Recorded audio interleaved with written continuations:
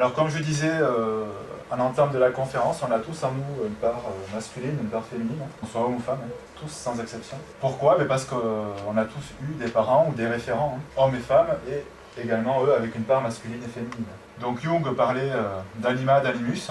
Dans la culture orientale, nous parlons de yin et de yang. Tout ça, ça veut dire la même chose. Donc cette part masculine et féminine, elle va s'articuler un peu différemment, suivant qu'on est un homme et une femme, de par des notions biologiques déjà. Biologiquement, on n'est pas fait pareil.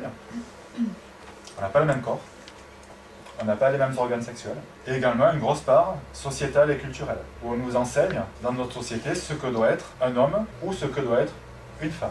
Donc pour la petite fille, déjà, ça commence dès le début, pour le petit garçon aussi d'ailleurs, et ensuite.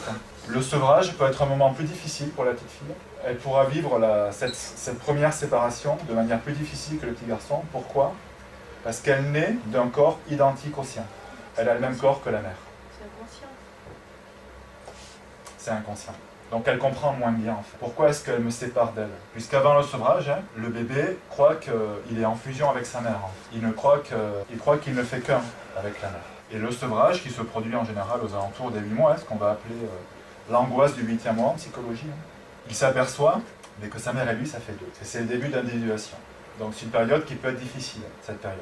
Donc pour elle également, autre notion intéressante, vu qu'elle naît d'un corps identique au sien, la différence n'est pas établie d'entrée en fait. Elle n'est pas posée d'entrée. Elle va être obligée d'aller chercher à l'extérieur, dans l'observation, la différence. C'est pour ça que les femmes sont en général plus observatrices que les hommes. Donc processus d'observation, passif, notion d'actif-passif, féminin et masculin. On a tendance à relier le côté passif au féminin, à ce côté observation, à ce côté écoute, à ce côté réception, recevoir, empathie. C'est pour cela aussi que dans nos cabinets et dans le public ce soir, il y a une majorité de femmes. Parce que les femmes ont tendance à plus se remettre en question, à plus réfléchir sur elles, à plus s'observer et observer. Alors que les hommes, ils vont être plus dans l'action. Moi, je fonce, je réfléchis pas, ou après. Alors, je dis pas que tous les hommes sont comme ça, bien sûr, ou toutes les femmes, mais aussi une notion de rivalité féminine qui va naître de ça, en fait. Dans le sens qu'on va retrouver dans le monde professionnel, souvent, où une femme ne va pas supporter qu'une autre femme ait droit à des choses dont elle n'aurait pas droit. Et enfin, très important, l'expression de la féminité va être validée par le masculin. À un moment donné, l'enfant, le bébé, va sortir de la fusion maternelle, va s'apercevoir qu'il est un, donc lui et sa mère ne sont pas qu'une seule personne. Et c'est là qu'il va rencontrer quelqu'un d'autre, une troisième personne, qui est le père. Et le regard du père va venir valider en quelque sorte ce qui commence à être perçu par l'enfant, ce qui est visible en quelque sorte. Le père va valider ce qui est visible. Donc le masculin en quelque sorte va venir valider le féminin, sachant qu'on a tendance à dire que le féminin c'est tout ce qui est invisible, tout ce qui est inconscient, et que le masculin c'est tout ce qui est visible, tout ce qui est conscient. C'est bon? Donc en fait il y a deux féminités. Une féminité très intérieure, qui est liée à la première relation à la mère, et une féminité extérieure, visible par les autres, qui va être liée à la relation avec le père, ou en tout cas avec son représentant, avec le masculin, et tout ce qu'il représente. Chez le petit garçon, c'est un peu différent. Le sevrage pour lui est mieux vécu, puisque son corps est différent, il accepte mieux la séparation. Pas besoin d'observer, il naît différent, donc il est plus dans l'action, moins dans l'observation, à savoir que le petit garçon, il a une crainte, consciente ou inconsciente, ça peut être conscient chez certains, de perdre son zizi. Alors ça fait sourire, mais je vous assure que c'est présent. Et un certain rapport à la virilité. Voilà. Dans nos sociétés, on nous dit, certains pères, en tout cas le font, tu es un petit homme, tu dois te comporter comme un petit homme. Sous-entendu, mais déjà comme un homme. Ou les garçons, ça pleure pas. C'est encore très présent, même encore aujourd'hui, même si ça a évolué. Donc tout cela fait que le garçon, en général, ne va pas investir sa part féminine, qu'il va rejeter sa part féminine, parce qu'on lui a dit qu'il ne fallait pas le faire. Ou parce qu'on lui a dit que s'il le faisait, c'était pas un homme. Ou parce qu'il a une forte angoisse de castration. Et la fille, n'ayant pas un sexe qui est visible, mais le petit garçon, il s'imagine qu'elle a été castrée. Ah bon, tu crois ça? Moi, je le crois, oui. C'est ma vision. Et c'est pas que la mienne, d'ailleurs. C'est la vision de la psychanalyse. Mais si on regarde même par rapport au niveau... ouais, ça me paraît naturel. Au niveau... Un garçon qui n'a pas de zizi, se dit, il n'y a plus de zizi. Ils vont me piquer mon zizi. Tout à fait. C'est ça l'idée. Non mais vous n'êtes pas un garçon. Vous n'êtes pas je suis un garçon avec un zizi. Et je peux vous dire que petit, ça me rappelle des choses. Moi aussi, ça me rappelle des choses, je confirme. Et puis au niveau archaïque, au niveau phylogénétique, imaginez les hommes archaïques lorsqu'ils ont vu les femmes avoir leurs règles. Ah oui, ça c'est sûr. Ça par contre, oui. Voilà. Du sang, Mais il y en a encore. Hein. pas d'organes visibles. Exact. Ouais. Qu'est-ce qui s'est passé? Et oui. Tchac.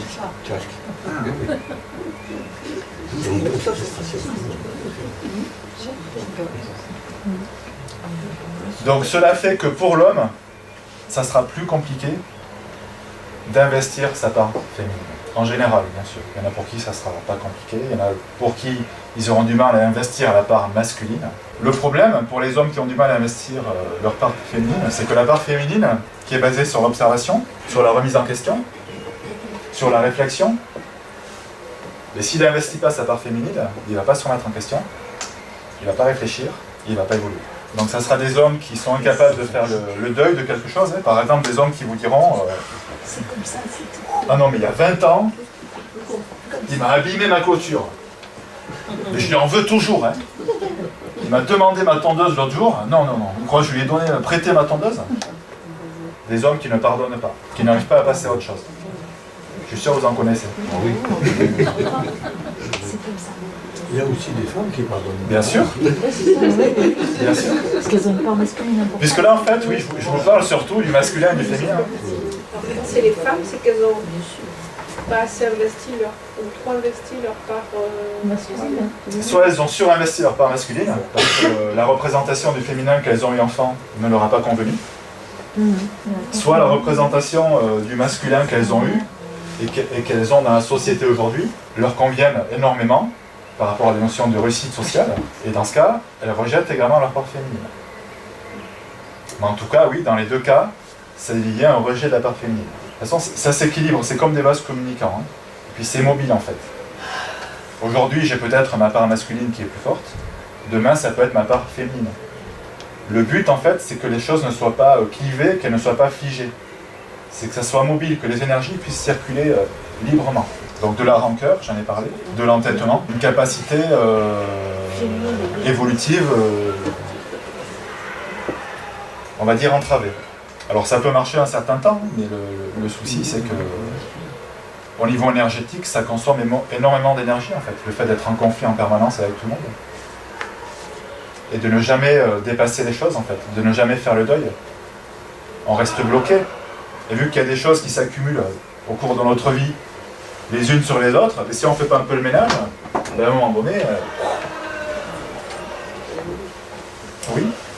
Quand je lis cette phrase féminin validé par le masculin, je m'attendais au contraire en fait. Que le masculin validé par le féminin, dans le sens où beaucoup d'hommes dans leur virilité ont besoin d'une validation féminine. C'est vrai, mais c'est pour les rassurer en quelque sorte.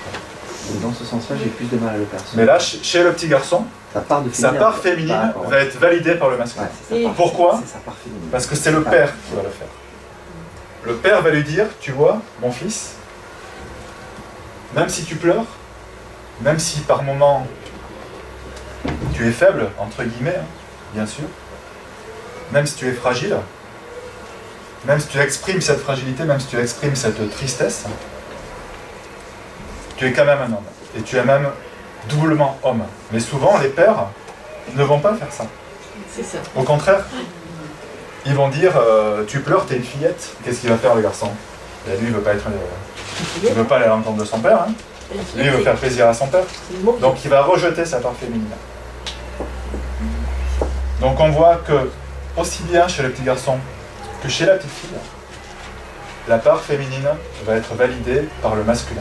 Et ça, on le retrouve également dans la symbolique du masculin-féminin, à savoir que le féminin, c'est quelque chose qui est infini, qui est en expansion, comme l'univers. Et le masculin va venir entourer le féminin, l'encadrer en quelque sorte, lui fixer des limites. Parfois, d'ailleurs, dans un couple, dans une relation de couple, une femme cherchera à pousser à bout l'homme pour que l'homme lui donne des limites, pour qu'il vienne l'encadrer en quelque sorte, pour qu'il exprime son masculin.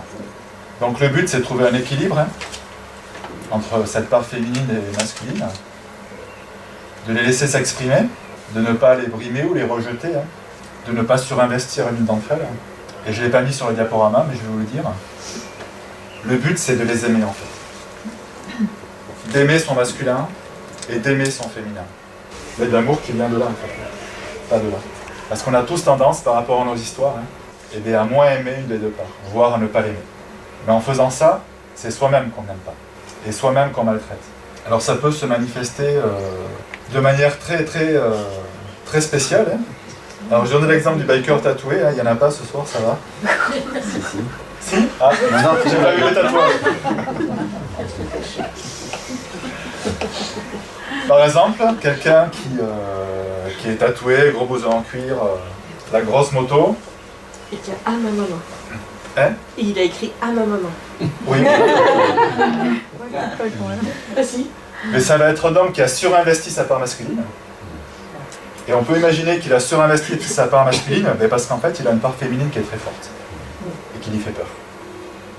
Parce qu'il se sent en danger par rapport à ça. La femme fatale, vous savez, la femme qu'on va voir, que les hommes vont regarder, et que les femmes vont regarder aussi, mais différemment. Qui vont dire, mais celle-là, t'as vu ça, comment elle s'habille et quoi? Non mais pour qui elle se prend? Vous me comprenez, je suis sûr. Eh bien, figurez-vous qu'une femme qui a l'air très féminine d'extérieur, la manière dont elle s'habille, dont elle marche, etc., eh bien, elle pourra douter de sa part féminine. Elle pourra avoir une part féminine qui est blessée, en fait. Et pour lutter contre ça, elle va surinvestir cette part féminine par rapport aux archétypes qui relient le féminin à la société, en quelque sorte. Donc c'est le même mécanisme que le biker tatoué. C'est-à-dire qu'on ne voit pas qu'elle abuse. Non, et je me rappelle très bien, j'avais fait un stage, à un moment donné, il y avait une femme qui était très féminine. Et elle avait une autre femme qui lui avait dit, mais qu'est-ce que t'es féminine alors? Mais qu'est-ce que j'aimerais être aussi féminine que toi? Et la femme avait répondu, ah bon, tu me trouves féminine? Mais moi, je ne me trouve pas féminine. Vous voyez? La notion de perception, en fait. Alors qu'extérieurement, elle était féminine. Mais intérieurement, elle ne se trouvait pas féminine. D'où le surinvestissement. Donc ces deux parts en nous, bien sûr, complémentaires ou en conflit, et elles vont se retrouver dans le couple, dans la rencontre de l'autre et de ses parts masculines et féminines. Rencontrer l'autre avec son féminin ou son masculin. Se connecter à l'autre. Comprendre l'autre, se mettre à sa place. Ça demande de jongler et de passer de l'une à l'autre en soi. Naturellement. Facilement. Et c'est pas évident, parce qu'on nous a pas appris à ça en fait. Au contraire, on nous a appris à les figer.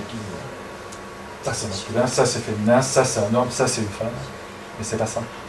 Autre erreur qu'on a tendance à faire, on prône l'égalité homme-femme. Ce qui est normal, bien sûr. D'un point de vue des droits, des règles, des salaires, de tout. C'est normal que l'homme soit l'égal de la femme, ou que la femme soit l'égale de l'homme. Mais égal, ça ne veut pas dire identique. L'homme et la femme sont foncièrement différents. Le fait que biologiquement nous soyons différents, psychiquement nous sommes différents. Le corps et l'esprit sont reliés. Donc c'est affirmer ces différences sans rejeter ou désavouer sa part complémentaire. Alors autre chose qu'on remarque dans le couple aussi, souvent, il va y avoir ces notions de rapport masculin-féminin. On va avoir un homme très masculin qui va être avec une femme très féminine. Ou l'inverse, une femme très masculine qui va être avec un homme très féminin. Il va y avoir un équilibre en fait. Observez les couples autour de vous, observez peut-être votre couple, et vous verrez qu'il y a cette notion de masculin-féminin qui vient s'équilibrer. Parce qu'on va aller chercher chez l'autre ce qui est en défaut ou manquant ou qu'on n'accepte pas chez nous. Donc une femme par exemple à qui il manque du masculin, du féminin, va aller le chercher dans un homme qui est féminin. Oui? Alors par rapport à la transsexualité, je me pose la question, des personnes qui veulent changer de sexe par rapport aux équilibres animaux-animaux. Est-ce qu'il y a des liens entre cette décision de faire quand même, ça pose des questions parce que l'angoisse de la castration, l'équilibre féminin-masculin, et puis il y a des personnes qui vont jusqu'à changer Tout à fait. leur sexe. Et juste en 2 mots, qu'est-ce qu'on peut relier avec ce qu'on est en train de voir là? Est-ce qu'il y aurait quelque chose qui pourrait éclaircir un peu peut-être notre compréhension, en tout cas la mienne? Mais concernant la transsexualité, ça peut avoir des origines génétiques en fait. Voilà. Après, je ne suis pas un spécialiste dans ce domaine. Et par rapport au masculin-féminin, on peut imaginer effectivement que certains individus, dès la naissance, se sentent garçons ou se sentent filles de manière intime, de manière profonde, et sont dans un autre corps. Pourquoi? Je vous avoue, je l'ignore complètement. Mais en tout cas, oui, ça existe. Et c'est tout à fait acceptable. Ça peut arriver. Ça me fait penser en fait à une photo que j'ai vue justement par rapport à ça, qui regroupe exactement ce que vous dites tous les deux. En fait, c'était un transsexuel c'était une femme qui s'était changée en homme, oui, et qui s'était mariée avec avec un homme qui s'était transformé en femme. Et donc du coup, ils avaient réussi à avoir un enfant. Enfin, ça recouvre vraiment. Ah oui, c'était incroyable. Et ça, j'y ai pensé quand on a parlé parce que la complémentarité, elle était plus que flagrante pour le coup. Voilà. Tout à fait. Mais ça, cette complémentarité, elle est présente dans tous les couples. Mais c'est vrai qu'on peut se demander dans quelle mesure, en fait, par exemple, l'homme qui s'était transformé en femme détestait, entre guillemets, on rejetait sa part féminine, et comme il est venu quand même la chercher, comme par hasard, chez une femme, chez un homme qui s'était mis en place. C'est ça. En fait, on vient chercher son complément. On vient chercher son complément. Quelque chose qu'on n'a pas, en fait, on va le chercher chez l'autre. Et même en homosexualité, alors, beaucoup de femmes ensemble, elles vont bien sûr. Vous remarquerez les couples homosexuels, souvent, il y en a un qui est plus masculin ou une, et l'autre plus féminin ou plus féminine. Et d'ailleurs, ça ressort peut-être parfois de manière plus évidente. Oui, tout à fait. C'est un peu plus stéréotypé dans les couples homosexuels. C'est ça. Donc les enfants qui sont adoptés chez les homosexuels, ils arriveront à trouver le regard du père chez la partie masculine de la personne et la partie... Ça, c'est un autre débat. Moi, je le pense. Mais en tout cas, oui, on peut imaginer que dans une certaine mesure, ils arriveront à trouver du féminin et du masculin, quel que soit le sexe. Mais en tout cas, ça sera plus compliqué pour eux. Plus compliqué ou plus facile? Parce que du coup, ils n'auront pas... Je pense que 2 parents, dans ces cas-là, seront beaucoup plus ouverts. Il n'y aura pas la barrière de l'homme qui dit un enfant, ça ne pleure pas et tout ça. Ça sera plus compliqué par rapport à la société, en fait. Et à la vision de la société sur ce couple. La vision du couple, surtout. Enfin, la physiologie du couple, genre, de femmes. Il y a l'aspect biologique également, mais ça sera surtout par rapport à la société. D'accord. Au regard des autres. Voilà. Le fait que la société, aujourd'hui, en majorité, rejette le fait que des couples homosexuels aient des enfants. Alors que si dans l'absolu, si la société dans 50 ans acceptait, ils se développeraient plus facilement dans leur harmonie. Je ne peux pas dire ça. Ils se développeraient. Mais plus facilement, plus difficilement, je ne sais pas. Parce que si vous voulez, quand on regarde des notions de psychologie du développement, il y a quelque chose qui est extrêmement important, c'est l'environnement. Donc l'environnement, c'est les parents, mais c'est également l'entourage, la scolarité, on baigne dans un monde social en fait. L'homme est social par excellence. Donc le couple, ce qu'il représente, qu'il soit homosexuel ou hétérosexuel, ça ne représente qu'une partie d'un tout. Et c'est comment tout va s'articuler les uns les autres qui va faire que l'enfant va se développer dans un environnement harmonieux ou disharmonieux. Mais là c'est un autre. Alors on passe du coq à l'âne.